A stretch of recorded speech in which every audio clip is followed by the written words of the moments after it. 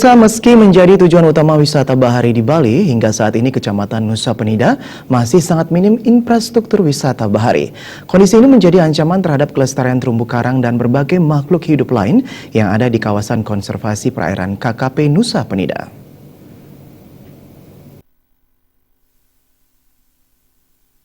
Peranan pemerintah dalam mengelola dan mengatur aktivitas di dalam kawasan perairan sangat diperlukan, namun kenyataannya selama ini tidak adanya pengawasan, membuat pelaku pariwisata dan wisatawan dapat berbuat apa saja yang berdampak negatif terhadap keberlangsungan wisata bahari.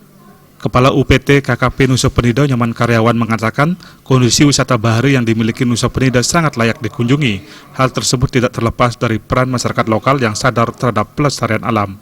Namun kenyataannya pelaku pariwisata dan wisatawan tidak ikut menjaga wisata bahari tersebut.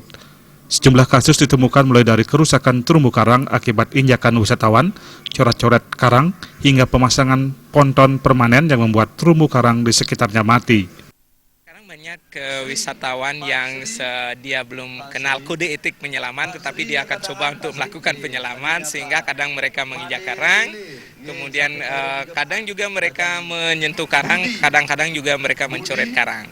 Nah, sekarang yang kita sedang lakukan adalah sosialisasi mengenai kode etik itu, kode etik penyelaman. Tidak hanya untuk karang, juga untuk varietas ikan seperti mola, manta, kita punya kode etik sendiri. 45 ya kalau tidak salah 2014. Itu ada sanksi untuk pengerusakan karang. Jadi sanksinya hukumannya dari 2 tahun sampai 10 tahun atau denda dari 2 miliar sampai 10 miliar. Jadi dari masyarakat sih sebetulnya yang kita perlukan itu dive operator, kemudian teman-teman yang punya aktivitas snorkeling diving, mereka harus mensosialisasikan kepada tamu-tamu mereka sebelum mereka turun ke laut. Kemudian masyarakat hanya kita himbau untuk ikut mengawasi. Jadi kalau mereka menemukan hal-hal yang tindakan merusak karang, mereka bisa laporkan ke kita di KKP.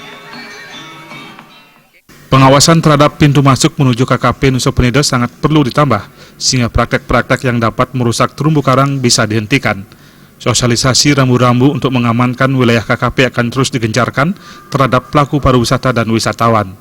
Alit Putro dan Indrawan